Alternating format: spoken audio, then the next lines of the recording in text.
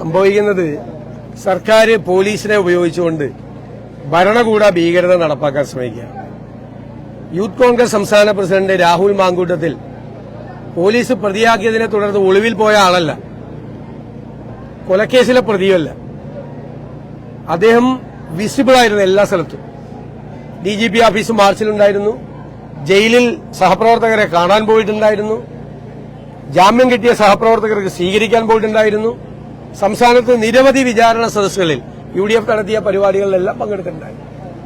എന്നിട്ടും അദ്ദേഹത്തിന് വീട്ടിൽ പോയി വാതിൽ മുട്ടി തുറന്ന് പോലീസ് അകത്തേക്ക് കയറി അദ്ദേഹം ഉറങ്ങുകയാണെന്ന് പറഞ്ഞപ്പോൾ ഉറങ്ങുന്ന വാതിലിൽ മുട്ടി വിളിച്ച് ഇങ്ങനെ ബലം പ്രയോഗിച്ചൊരു ഷോ കാണിച്ച് സംസ്ഥാനത്തെ യൂത്ത് കോൺഗ്രസ് പ്രസിഡന്റിനെ അറസ്റ്റ് ചെയ്ത് യൂത്ത് കോൺഗ്രസിനെയും UDFനെയും ഭയപ്പെടുത്താമെന്ന് പിണറായി വിജയൻ കരുതണ്ട.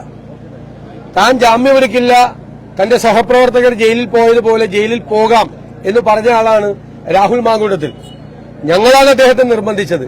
കാരണം അന്ന് അദ്ദേഹത്തിന് തലയിൽ ശിരസിൽ ഒരു അടിയേറ്റിരുന്നു. അതിനെ തുടർന്ന് കുറച്ചു ദിവസങ്ങൾക്ക് ശേഷം അദ്ദേഹത്തിന് ഒരു അസുഖമുണ്ടായപ്പോൾ 4-5 ദിവസം അദ്ദേഹം ആശുപത്രിയിലുണ്ടായിരുന്നു.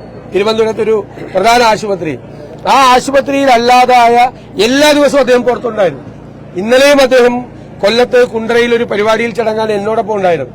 ഞാനാണ് നിർബന്ധിച്ച് അദ്ദേഹത്തെ വീട്ടിൽ പോയി ഒരാഴ്ച വിശ്രമിച്ച് പുറത്തിറങ്ങിയാൽ മതി എന്ന് പറഞ്ഞ് നിർബന്ധിച്ച് വീട്ടിലേക്ക് അയച്ചത്.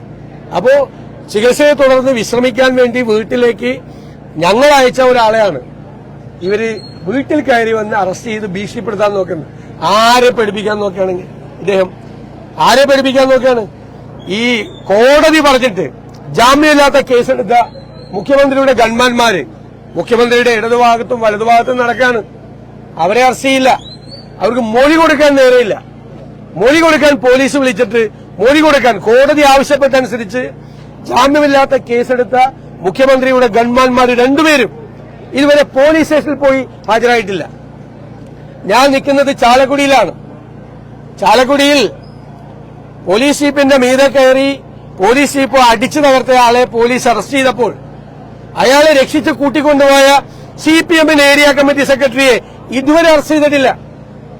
ചാലക്കുടി SIയെ റോട്ടിലിട്ട് പേപ്പട്ടിയെ പോലെ തല്ലിക്കൊല്ലുമെന്ന് പറഞ്ഞ SFI സംസ്ഥാന നേതാവിനെ അറസ്റ്റ് ചെയ്തിട്ടില്ല. അപ്പൊ ഇതെന്റെ ഇരട്ടനീതിയാണ്, ഇരട്ടനീതി. ഈ തോന്നിയാസം കാണിച്ച SFIക്കാരെയും DYFIക്കാരെയും മോനെ കുഞ്ഞെ എന്നൊക്കെ പറഞ്ഞ് പാൽക്കുപ്പി കൊടുത്തിട്ടാണ് കൊണ്ടുപോയത്.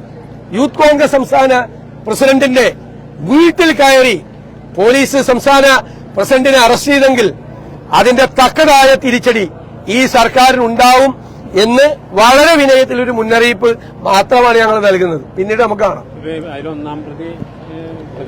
വരട്ടെ, വീട്ടിലേക്ക് വരട്ടെ. ഇവർ വീട്ടിൽ കയറിയാണ് അറസ്റ്റ് ചെയ്യണമെങ്കിൽ അങ്ങനെയൊക്കെ വീട്ടിൽ കയറി അറസ്റ്റ് ചെയ്യട്ടെ. ഈ കേസിൽ ഒന്നാം പ്രതി ഞാനാണല്ലോ, ഈ കേസ്. അറസ്റ്റ് ചെയ്യട്ടെ, വരട്ടെ, നമുക്ക് കാണാൻ. ആരെയാണ് ഞാൻ പേടിപ്പിക്കുന്നത്? ഇയാൾ ഈ പോലീസും സംവിധാനവും ഇതെല്ലാം ഉണ്ടെന്നാണ് മുഖ്യമന്ത്രിയുടെ ഓഫീസിൽ മുഖ്യമന്ത്രിയെ നോക്കുകുത്തിയാക്കി നിർത്തിക്കൊണ്ടുള്ള ഒരു ഉപജാപക സംഘമാണ് പ്രവർത്തിക്കുന്നത്. അവരാണ് ഇതിന്റെ എല്ലാം പുറകിൽ. അവര് 4 നൂറ്റാണ്ട് മുമ്പ് ജീവിക്കേണ്ട ആളുകളായിരുന്നു. അത്രയും പുറകിലാണ് അവരാണ് ഇതിന്റെ നേതൃത്വം. ഇത് ഭയപ്പെടുത്താന്ന് വിചാരിച്ചിട്ട്, ഞങ്ങളെ ഭയപ്പെടുത്താന്ന് വിചാരിച്ചിട്ട് യൂത്ത് കോൺഗ്രസ് സംസ്ഥാന പ്രസിഡന്റിനെ വീട്ടിലേക്ക് എരച്ചു കയറി അറസ്റ്റ് ചെയ്തുകൊണ്ടുപോയ കേരളത്തിലെ യൂത്ത് കോൺഗ്രസുകാരൊക്കെ പേടിച്ച് വീടിനകത്തേക്ക് കയറുമല്ലോ, അത് പേടിച്ചിട്ടാണ്. അതാണ് ഞാൻ പറഞ്ഞത്, 4 നൂറ്റാണ്ട് മുമ്പ് ജീവിക്കേണ്ടിയിരുന്ന ആളുകളാണ് മുഖ്യമന്ത്രിയുടെ ഓഫീസിൽ ഇരുന്ന് ഈ ഉപജാപക സംഘം ഈ വൃത്തികേടുകൾ മുഴുവൻ കാണിക്കുന്നത്. ഇതിനെതിരായി ജനാധിപത്യ കേരളം അതിശക്തിയായി പ്രതികരിക്കും. ഞങ്ങളുടേതായ പ്രതികരണം ഉണ്ടാവുകയും ചെയ്യും. കാത്തിരുന്ന് കാണാം. മുഖ്യമന്ത്രിയുടെ അറിവോടുകൂടിയാണോ? സംശയം എന്താ? ഞാൻ പറഞ്ഞല്ലോ, മുഖ്യമന്ത്രിയെ നോക്കുകുത്തിയാക്കിക്കൊണ്ടൊരു സംഘമാണ് ഇതെല്ലാം ചെയ്യുന്നത്. ഇത് ഭരണകൂട ഭീകരത ഉണ്ടാക്കാൻ നോക്കുവാണ്. അധികാരത്തിന്റെ അഹങ്കാരവും ധാർഷ്ട്യവുമാണ് കാണിക്കുന്നത്. കേരളത്തിൽ ഒരു കാലത്തും ഇല്ലാത്ത തരത്തിൽ. ഈ ഒ രാജഗോപാല് തിരുവനന്തപുരത്ത് പറഞ്ഞിരിക്കുന്നത് ശശി തരൂരിനെ തോൽപ്പിക്കാൻ ഇനി എളുപ്പമല്ല എന്നുള്ളതാണ്. സത്യമാണ്, യാഥാർത്ഥ്യമാണ്. ശശി തരൂര് തിരുവനന്തപുരത്തെ ജനങ്ങൾ ഹൃദയത്തിലേറ്റിയ ജനപ്രതിനിധിയാണ്. ഈ അടുത്ത തെരഞ്ഞെടുപ്പിൽ അദ്ദേഹം കഴിഞ്ഞ പ്രാവശ്യം ജയിച്ചതിനേക്കാൾ വലിയ ഭൂരിപക്ഷത്തിൽ ജയിക്കും.